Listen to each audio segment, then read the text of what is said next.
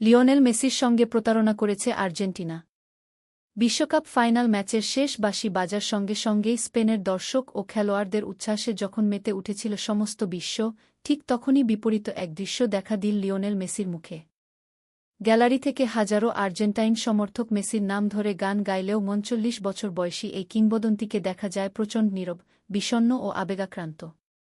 অনেকের কাছেই এটি ছিল বিশ্বকাপের মঞ্চে মেসির সম্ভাব্য শেষ উপস্থিতির মুহূর্ত। আর্জেন্টিনা কোচ লিওনেল স্কালোনি মেসির মতো টানা দ্বিতীয় বিশ্বকাপ জয়ের চেষ্টা করছিলেন। টুর্নামেন্টে কিংবদন্তি ফরোয়ার্ড মেসির এটাই শেষ ম্যাচ কি না সে প্রশ্নে অত্যন্ত আবেগপ্রবণ হয়ে পড়েন। একই সঙ্গে ডিসেম্বর মাসে মেয়াদ শেষ হতে যাওয়া নিজের ভবিষ্যৎ নিয়েও ভাবছিলেন তিনি। স্কালোনি বলেন তিনি মেসির সঙ্গে এ বিষয়ে কথা বলেননি। এরপর তিনি নিজেই কাঁদতে শুরু করেন এবং সংবাদ সম্মেলন ছেড়ে চলে যান। ১৬ বছর বয়সে বার্সেলোনায় অভিষেকের পর থেকে মেসি অন্তত ৫ বার নিজেকে নতুনভাবে গড়ে তুলেছেন। আজকের আর্জেন্টিনা এবং ইন্টার মায়ামির মেসি সেই দীর্ঘ পরিবর্তনেরই ফসল। ৩৯ বছর বয়সে বিশ্বকাপ খেলতে নেমে তিনি তার পায়ের জাদু দেখিয়ে মুগ্ধ করেছেন বিশ্বের ফুটবল প্রেমীদের।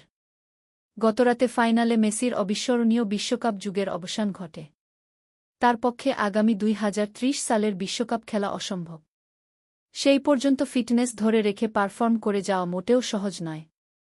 ম্যাচের শুরু থেকেই আর্জেন্টিনার আক্রমণাত্মক মনোভাবের মাশুল গুনেছেন মেসি ও তার দল।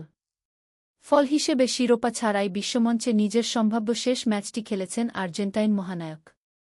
ম্যাচের শুরু থেকেই আর্জেন্টিনার আক্রমণাত্মক ও মারমুখী মনোভাব মেসির খেলায় কোনো সাহায্য তো করেইনি, বরং উল্টো ওই কেশল আর্জেন্টিনা দলের প্রধান অনুপ্রেরণা ও দলনেতাকে ম্যাচের বেশিরভাগ সময় কার্যত একজন নিষ্ক্রিয় দর্শক বানিয়ে রেখেছিল। পুরো ম্যাচে স্পেন ছিল ছন্দময় ও নিয়ন্ত্রিত, আর আর্জেন্টিনা বারবার জড়িয়ে পড়ে ফাউল ও উত্তেজনায়। ম্যাচের শুরুতেই দানি ওলমোর উপর আলেক্সিস ম্যাক অ্যালিস্টারের কঠিন ফাউলের পরও কঠোর শাস্তি না দেওয়ায় রেফারিং নিয়ে বিতর্ক তৈরি হয়। গ্যালারি থেকে স্পেনের সমর্থকেরা ফিফা সভাপতি জিয়ান্নি ইনফান্তিনোর নাম ধরে ব্যঙ্গাত্মক স্লোগানও দেন। টুর্নামেন্ট জুড়ে আর্জেন্টিনা রেফারি। আমাদের নিউজ দেখার জন্য ধন্যবাদ। এতক্ষণ আপনাদের সাথে ছিলাম আমি ফারজানা আক্তার অধরা।